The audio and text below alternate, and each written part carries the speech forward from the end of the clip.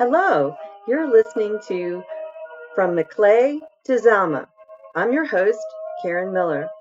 This podcast is about the adventures and travels of two women from Harrisburg, Pennsylvania, who worked for the U.S. Army at Zama, Japan.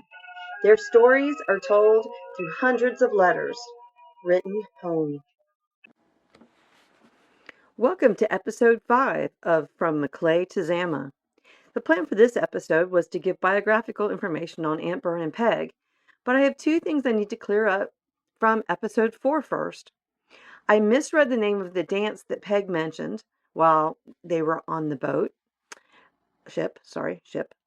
It was not jive, it was jit, and that didn't make any sense to me until I remembered the jitterbug, which was coincidentally my parents' go-to kitchen dance during my childhood. So jit was short for jitterbug. The other issue is in regard to something I was told about John and Myrtle as a child. I remember being told that two brothers married two sisters. What got in the way of me understanding in this case was the names. I don't know about your family, but in my family, it seems like we never call anyone by their actual given name. In this case, when they were telling me the story, they said Charlie Kissler was married to Aunt Dora. I was confused by this and thought that this Charlie guy was one of those uncles not related by blood, since his last name seemingly wasn't Harnish but Kissler. I tried to figure out this mystery to no avail until yesterday evening, when I found Myrtle's obituary. It said she was survived by Mrs. Charles Harnish. Then I put it together and found him on Ancestry. Kissler was Charlie's middle name, but they always used both whenever they referred to him. I used the process of elimination to figure out which one of Myrtle's sisters he was married to. It seems that Charlie, who was John's older brother by 5 years, was married and had one child when his first wife passed away. On January 5th, 1916, he married for a second time to Myrtle's sister Dora, who was 2 years younger than Myrtle. They had 3 more children, so the Harnishes were double first cousins. Charlie stayed in Altoona and lived to be 76. He passed away in 1951, and Dora passed away in 1971. His occupation on the census records was foreman. As I said, they had his son by his first marriage, and then they had 3 more children. I also discovered the information that Charles Kissler Harnish Jr., who was born in 1922, seemingly passed away in World War II. He died in Budapest, Hungary, in July 27th, 1944, and is buried in France. I guess this is just not the kind of information that they would have told me, because I never remember that being mentioned. So, on to the biographical information about Bern and Peg. As I mentioned in the last episode, Bern's mother died when she was just 1. My grandmother was 8 at the time, and their 3 older brothers were 12, and the twins were 15. This was a horrible tragedy for the children, especially my grandmother. And from other genealogy research that I've done, it doesn't seem like it was uncommon for the time. They were always grateful that Aunt May, who was John's sister, moved in to help him with the children. So it was my belief that Aunt May lived with John and Helen until she passed away. And that does seem to be the case. She was born in 1877, so she was his older sister. And in 1900, her occupation was listed as dressmaker in Altoona. In 1920, just before she would have moved to Harrisburg to help with John's children, she was listed as an accountant for the railroad. I have every reason to believe that she did actually live the rest of her life either with John and Helen or very close to them. And she died in Harrisburg in October of 1952. That's about all I know about her so far. So going on to Bern's childhood, remember I told you yesterday that her mother passed away when she was 1.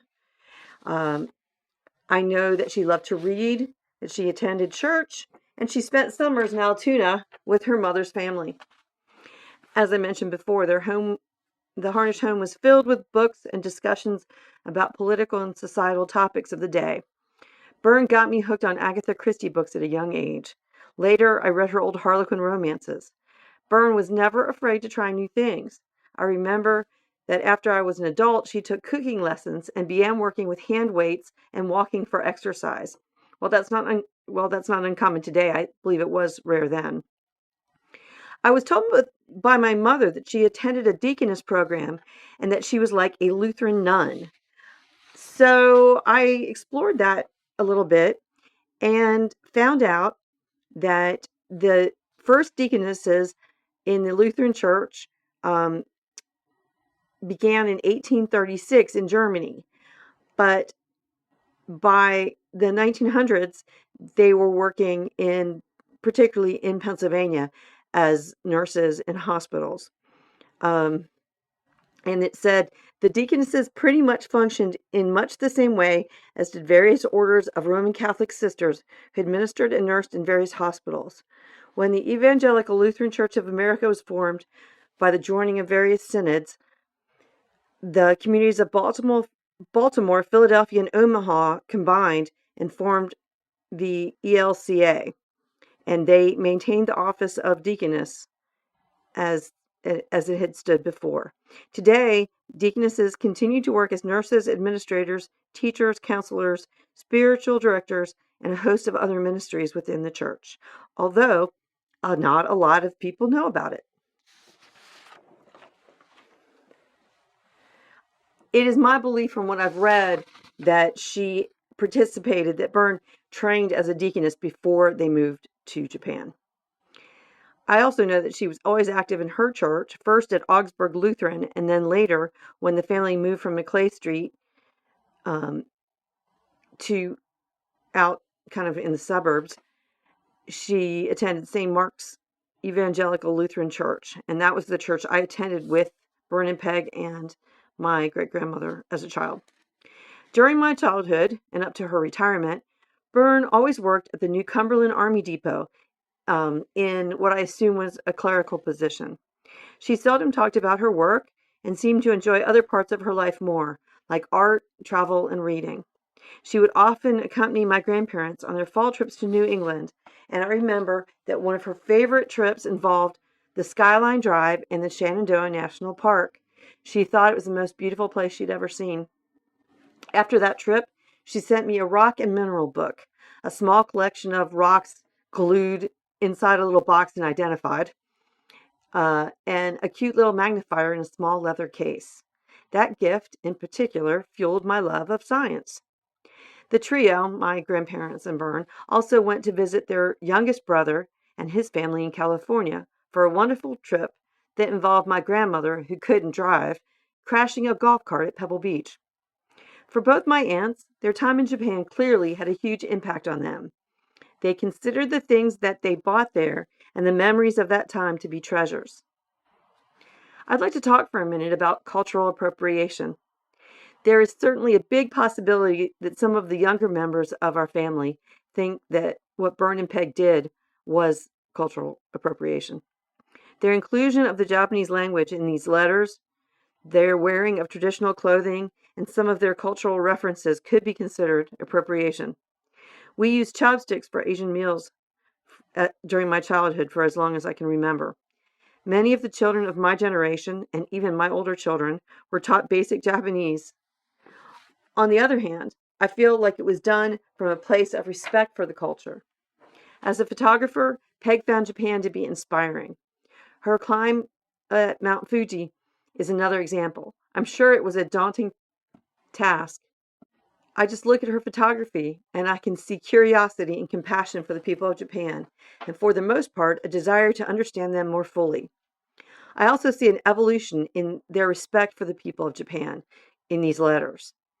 Initially, they came to the country with some negative stereotypes that were very probably a result of propaganda they consumed during World War II.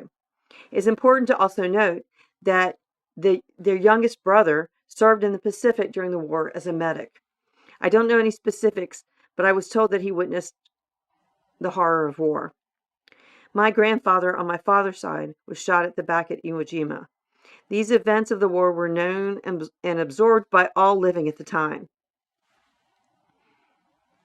Have you been wondering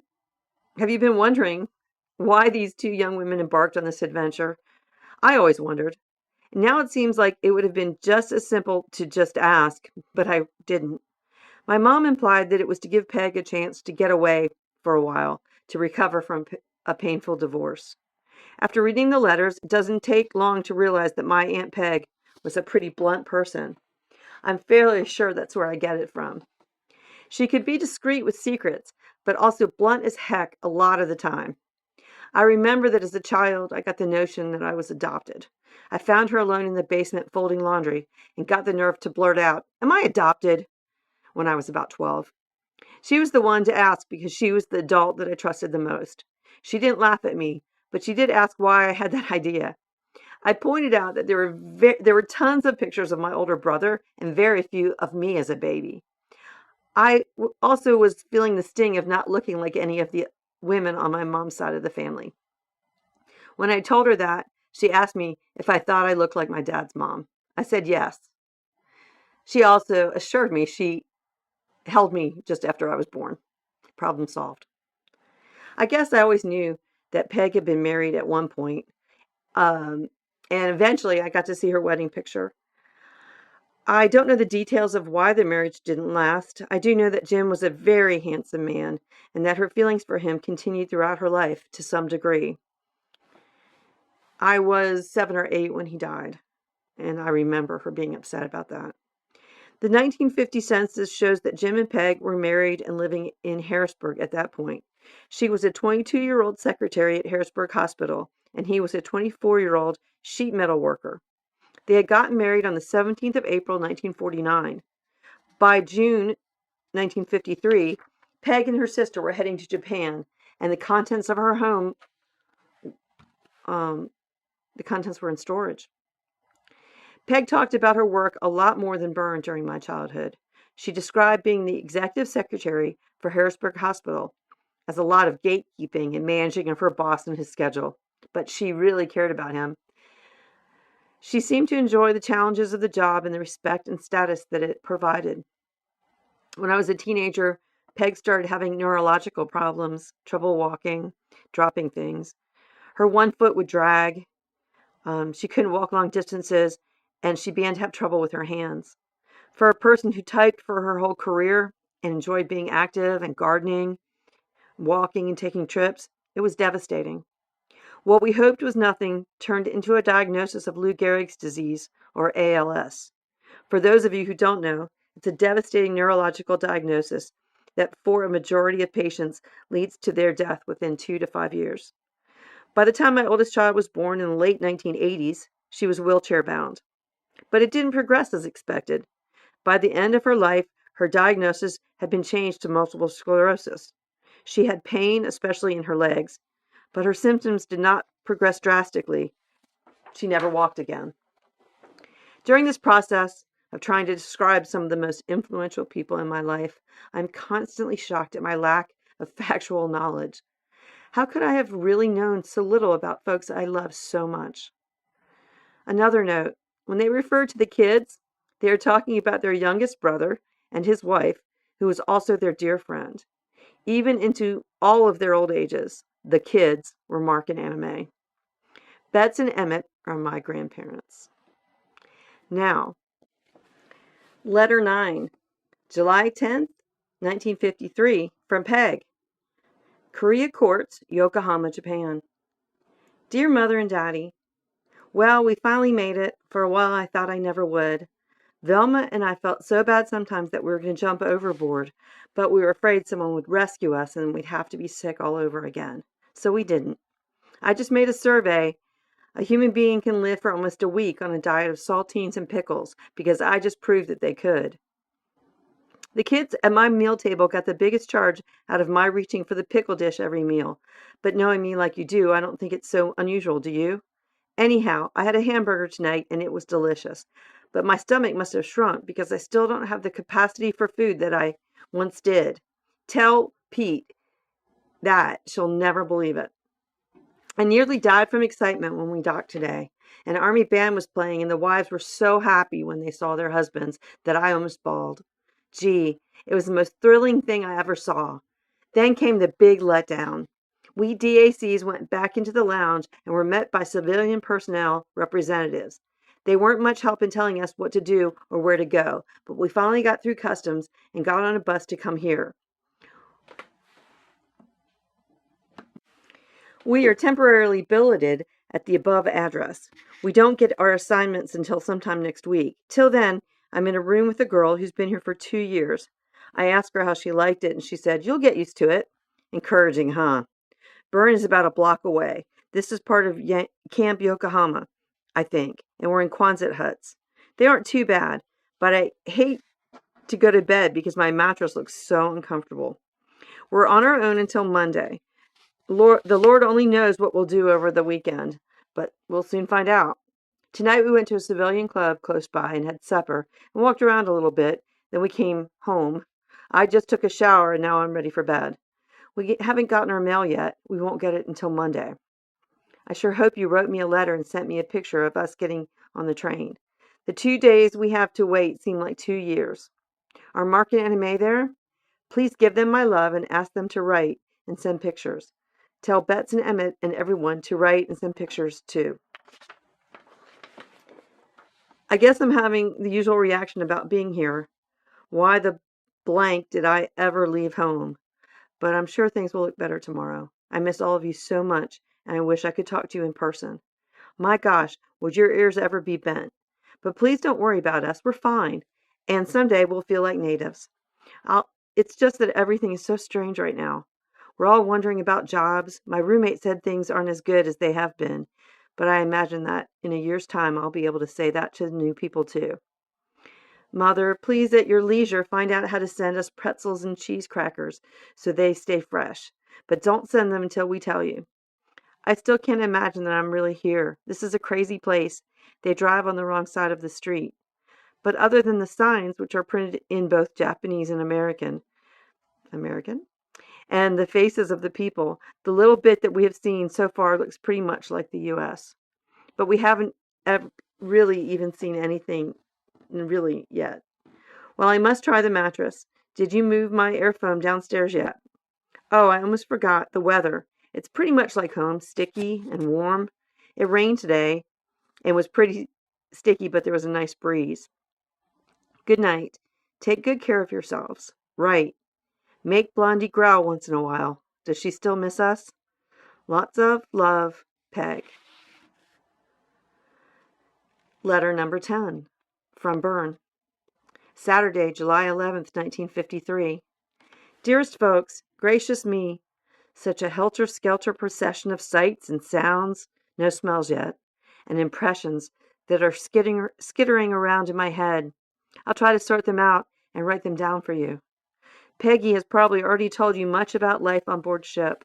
4 sick days out of 10 aren't too bad, but they aren't too good either. Seasickness must be like pregnancy. The discomforts of it are soon forgotten. We were really fortunate in sailing on the luxury liner of the military transports. There's plenty to entertain you if you felt up to it. Most of the wives were very pleasant, and some of the children adorable. Peg and I both fell in love with a blue-eyed blonde 10-month-old boy, and we hope to keep in touch with his family as they are signed in or near Tokyo.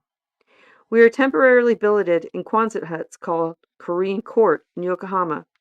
Monday we will be orientated and assigned to our permanent workstations. These quarters are not luxurious, but could be made livable.